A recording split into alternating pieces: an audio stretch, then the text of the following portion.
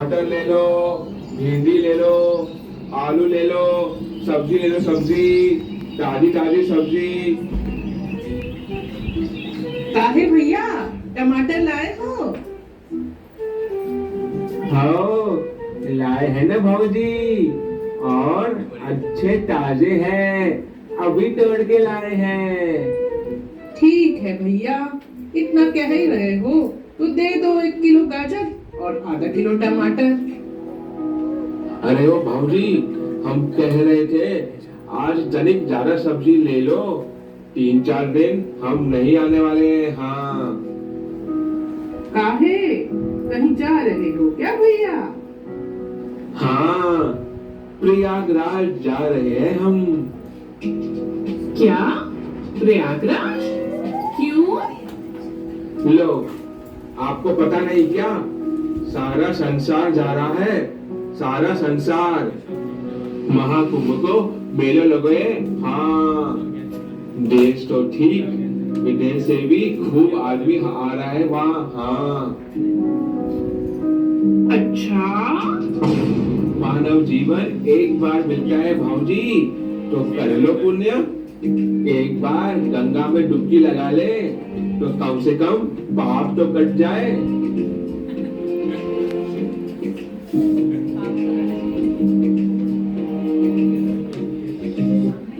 माँ, तुम्हें पता है मेरे सारे दोस्त प्रयागराज जा रहे हैं कुंभ के मेले में। माँ, हम क्यों नहीं जा रहे? हम भी चलते हैं ना। हाँ बेटा, जाना तो हम भी चाहते हैं, परंतु तेरे बाबा को कौन समझाएगा? कुछ तो तरकीब लगानी पड़ेगी।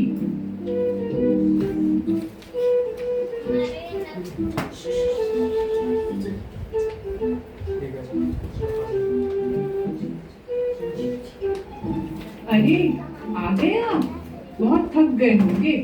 लाओ आपके जूते खोल लेती हूँ, आपके पैर भी बहुत दुख रहे होंगे। आ जाओ, पैर भी दबा देती हूँ। आज मैंने आपके पसंद का खाना बनाया है। क्या बात है भाग्यवान, आज तो बहुत मेहरबान हो रही हो। क्या बात है, बता भी दो। वो क्या है ना जी, हमें और गोपाल को भी प्रयागराज जाना है। सारी दुनिया प्रयागराज जा रही है। क्या?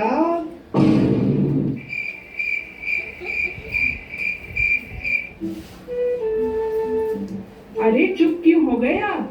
धर्म का काम है, धर्म का। चलते तो कोई दिक्कत थोड़ी है, लेकिन गोपाल की अम्मा, खेती किसानी छोड़कर हम जा नहीं सकते हैं। अरे कुछ पाने के लिए कुछ खोना भी पड़ता है। अच्छा, ऐसा क्या हासिल हो रहा है कुंभ में जाकर? खेती किसानी दांव पे लगाकर चलते हैं क्या? अरे स्वामी, पुण्य मिलेगा, पुण्य।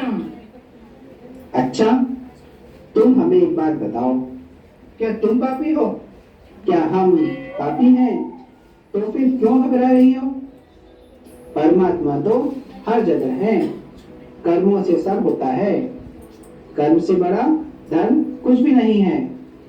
खेती किसानी अपना कर्म है, उसको छोड़कर जाना अच्छा थोड़ी है। हाँ हाँ ठीक है। अरे भगवान, आप खिला भी दे अच्छा अच्छा गर्मा गर्म खाना। खुद ही ले लो, पक गए हैं हम सुबह से काम कर करके। झाड़ू लगाओ, पोछा लगाओ, कपड़े धो, खाना बनाओ। कैसी हो अनीता? अरे वर्षा दीदी आओ, जीजाजी भी आए हैं। आओ बैठो। और सुनाओ, कैसे आना हुआ? क्या हाल समाचार है? बहुत दिनों में आना हुआ। अरे सब अच्छा है, एक जरूरी बात करने आए हैं। हम प्रयागराज जाने का सोच रहे हैं और हम चाह रहे हैं कि आप तीनों भी हमारे साथ चलो। अरे दीदी, तुम भी जा रही हो प्रयागराज? हमारी बात तो तुम छोड़ ही दो दीदी, हमारी तो किस्मत ही खराब है। क्यों? ऐसा क्या हुआ? हम भी तो सुने जरा। इतनी कोशिश की है मनाने की, इतने हाथ पैर जोड़े हैं, परंतु गोपाल के बाबा हैं कि मानते ही नहीं। अरे तो तुम समझाओ ना उनको। देश तो ठीक, विदेशों से भी लोग आ रहे हैं। ऐसे ऐसे महात्मा आ रहे हैं कुंभ में, जिनका दर्शन करके ही अपना जीवन धन्य हो जाएगा। अच्छा। हाँ, अरे वहाँ संगम में अमृत की बूंदें गिरी हैं। उसमें स्नान करने से शरीर तो छोड़ो, आत्मा तक पवित्र हो जाती है। बहना, मनुष्य का जन्म बहुत मुश्किल से मिलता है। अभी मौका है तो कमा लो पुण्य। तो क्या हमें गोपाल के बाबा को फिर से मनाना पड़ेगा? कोई जरूरत नहीं है उसे कुछ कहने की। उसके ऊपर तुम्हारी बातों का कोई असर नहीं होने वाला। उसको तो अपना खेत जान से प्यारा है। तो अब हम क्या करें जीजाजी? हम नहीं जा पाएंगे क्या कुंभ में? हमारे पास एक तरकीब है जिससे कैलाश तुम्हारे साथ आने के लिए मजबूर हो जाएगा।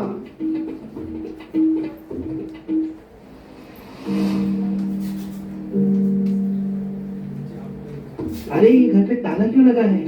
अनीता कहाँ चली गई?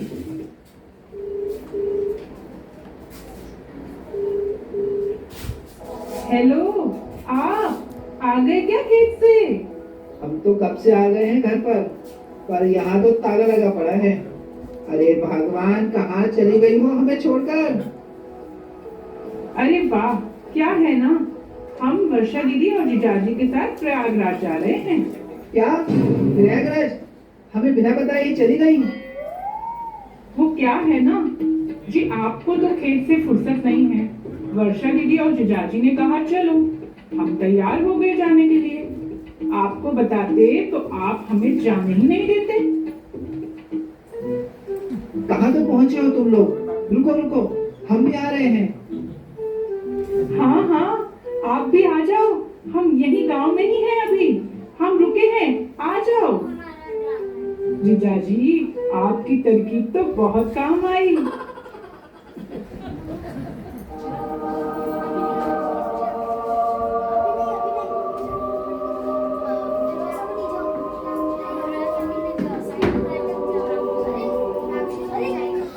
दीदी, हम तो बहुत आश्चर्यचकित हैं। कैसे यहाँ जन सैलाब है। हर कोई यहाँ पुण्य कमाने के लिए और मोक्ष की इच्छा से आया है। यह सब क्या है दीदी, जरा कुछ विस्तार से बताएंगे? हाँ हाँ मौसी, प्लीज बताइए ना कि कुंभ क्यों होता है और इसका क्या इम्पोर्टेंस है। अरे अरे, सब्र करो सब्र करो, सब कुछ बताती हूँ। तो चलो, आप सबको भी कुंभ की कथा सुनाती हूँ। इसकी कथा सतयुग में प्रारंभ होती है। एक बार दुर्वासा मुनि स्वर्ग लोक गए। वहां इंद्र से प्रसन्न होकर उन्होंने इंद्र को एक पुष्प की माला भेंट की, जिसके फूल कभी नहीं मुरझाते थे। इंद्र ने उस माला का अपमान करते हुए उसे अपने हाथी को पहना दिया। हाथी ने वह माला अपने पैरों से कुचल दी। यह देखकर दुर्वासा मुनि बहुत क्रोधित हो गए। हे इंद्र, ये तुमने क्या किया? मैं तुम्हें श्राप देता हूँ कि तुम्हारा सारा ऐश्वर्य नष्ट हो जाएगा। ऋषि दुर्वासा के श्राप के कारण देवताओं की शक्ति कम हो चुकी थी। इसी बात का फायदा उठाकर असुरों ने देवताओं पर आक्रमण कर दिया और स्वर्ग को अपने कब्जे में कर लिया।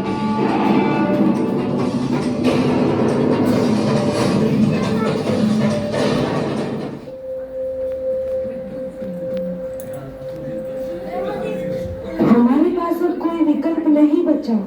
स्वर्ग हमारे हाथ से चला गया है और अब हमें मदद की आवश्यकता है।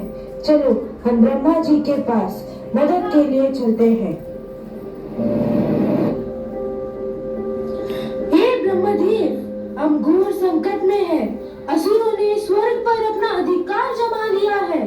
कृपया हमारी मदद करें ब्रह्मदेव। हमारी मदद करे। हे देवताओं, यह जो तुम्हारे ऊपर संकट आया है, यह तुम्हारा अहंकार और तुम्हारी गलतियों का परिणाम है। हे ब्रह्मदेव, कृपया हमें इस संकट से बाहर निकालने का मार्ग दिखाइए। इस संकट का समाधान तो केवल भगवान विष्णु ही कर सकते हैं। आओ हम सब मिलकर उनकी शरण में चलते हैं। हे विष्णु, असुरों ने स्वर्गलोक पर अपना अधिकार जमा लिया है। कृपया इस संकट से बाहर निकलने का कोई उपाय बताएं। देवताओं, यह संकट तुम्हारे अभिमान का परिणाम है। तुम्हें इसके लिए प्रायश्चित करना होगा। अपनी शक्तियों को पुनः प्राप्त करने के लिए तुम्हें समुद्र मंथन करना होगा। इसमें तुम्हें असुरों को भी सम्मिलित करना होगा। इस मंथन से अमृत प्राप्त होगा, जो तुम्हारी शक्तियों को पुनः स्थापित कर देगा। अमृत पाने के उद्देश्य से असुर भी देवताओं के साथ समुद्र मंथन के लिए तैयार हो गए। भगवान विष्णु ने कूर्म अवतार धारण कर मंदराचल पर्वत को अपनी पीठ पर स्थापित किया और वासुकी नाग को रस्सी बनाकर देवताओं और असुरों ने समुद्र मंथन शुरू किया। एक तरफ से असुरों ने और दूसरी तरफ से देवताओं ने मिलकर वासुकी को खींचना शुरू किया।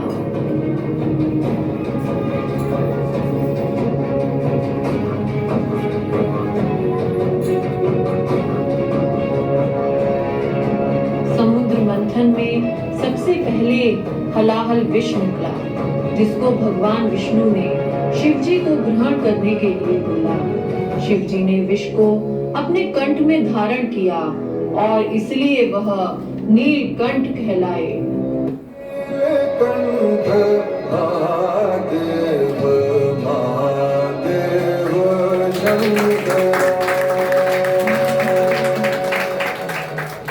इसके बाद सुरभि गाय,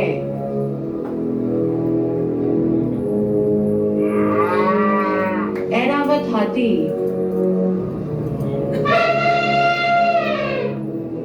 कौस्तुभ मणि लक्ष्मी जी,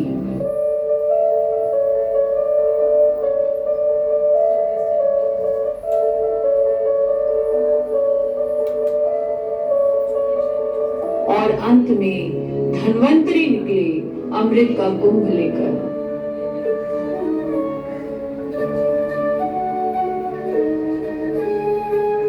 ऐसे ही अमृत का कलश निकला, सबके मध्य झगड़ा शुरू हो गया। असुर अमृत का कलश लेकर भागने लगे। तब भगवान नारायण ने मोहिनी अवतार लिया, जिसे देखकर सभी असुर मोहित हो गए।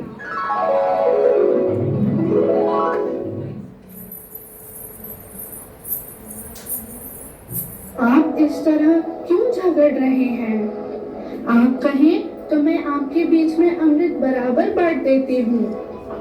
आप सब एक पंक्ति बनाकर बैठ जाइए।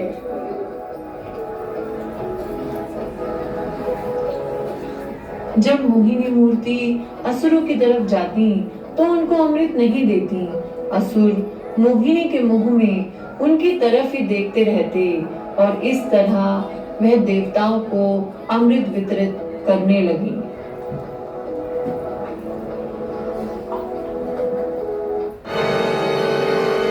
ये तो हमारे साथ छल हो रहा है। और राहु देवताओं के साथ जाकर बैठ गया। राहु को देवताओं के साथ अमृत मिला। जैसे ही अमृत राहु के गले तक पहुंचा, अरे ये तो असुर है, इसे भी अमृत मिल गया। उसी समय नारायण ने राहु का गला सुदर्शन चक्र से काट डाला।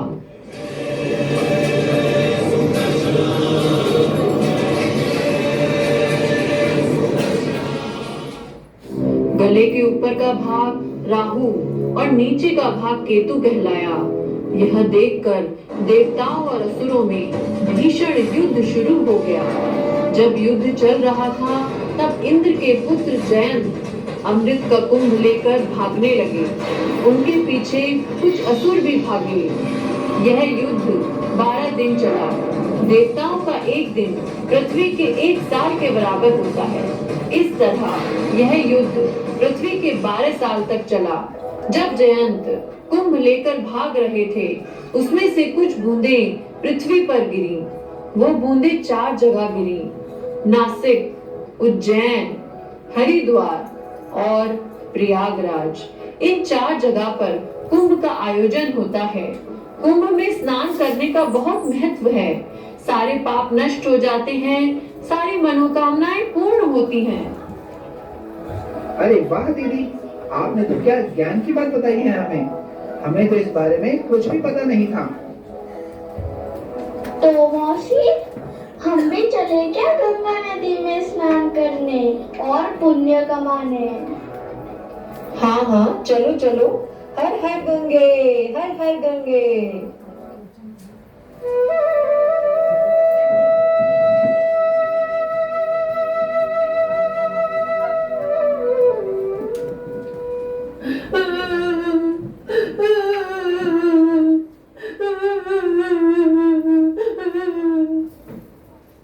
अरे, ये बच्ची यहाँ क्यों रो रही है? चलो चलकर पूछते हैं। अरे बेटा, आप क्यों रो रही हो? यहाँ क्यों बैठी हो? आपका नाम क्या है?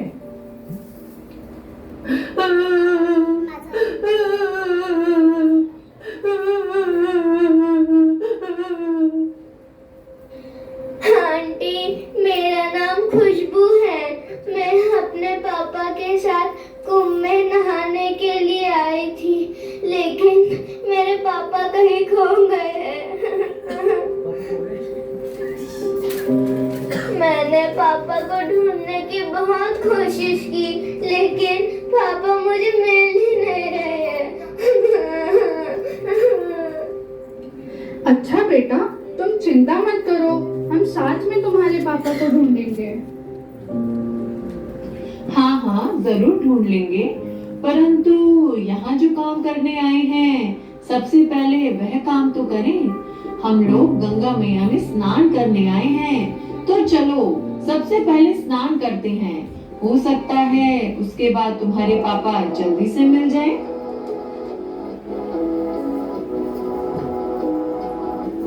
हे गंगा मैया, मुझे मेरे पापा से मिला दो। प्लीज गंगा मैया, प्लीज। पापा हमेशा कहते थे, जिसके साथ भगवान होते हैं उसका कभी कोई कुछ नहीं बिगाड़ सकता। भगवान हमेशा अपने भक्तों की रक्षा करते हैं। हाँ, पापा तो हमेशा नाम जप करने को बोलते हैं। मैं ये कैसे भूल सकती हूँ?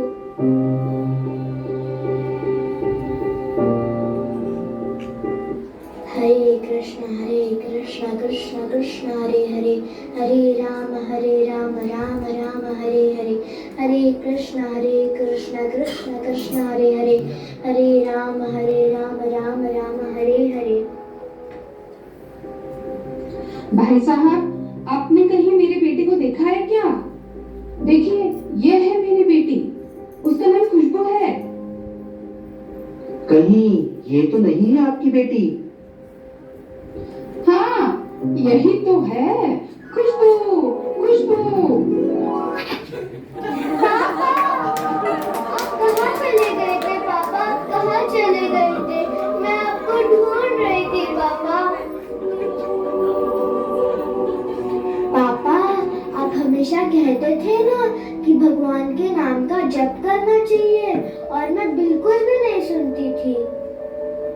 लेकिन आज मुझे समझ आया कि भगवान कैसे अपने भक्तों की रक्षा करते हैं। बता है पापा, इस फैमिली ने ही मुझे आपसे मिलवाया है। भगवान ने खुद इस फैमिली को मेरी हेल्प करने के लिए भेजा है। पापा, मैं आपको प्रॉमिस करती हूँ कि मैं भगवान के नाम का जप खुशी में भी करूँगी और दुख में भी करूँगी। Thank you Krishna for helping me. Thank you. I will chant your name always. आप सभी का बहुत बहुत धन्यवाद है जो आपने मेरी बेटी की मदद की, वरना मैं तो बहुत परेशान हो गया था कि मैं खुशबू को कहाँ ढूंढूंगा। अब खुशबू को नाम जप करने के लिए क्यों बोल रहे हैं? नाम जप से क्या होता है? संगम में स्नान करने से हमारे पाप तो नष्ट हो जाएंगे, परंतु हमारे पाप करने की प्रवृत्ति नहीं हो जाएगी। वो तो सिर्फ हरि नाम से ही जा सकती है। हरि नाम हमें शुद्ध बनाता है। आप सबको भी भगवान के नाम का जप करना चाहिए। हरे कृष्णा कृष्णा कृष्णा हरे हरे, हरे राम राम राम हरे हरे। चलो बेटा, अब हम घर चलते हैं। अरे दीदी, यह तो चमत्कार ही हो गया। सब भगवान की कृपा है। देखा अनीता, इस जगह का महत्व, कुंभ में होने वाला चमत्कार। तो आप सब भी कुंभ आना चाहेंगे? तो चलो कुंभ।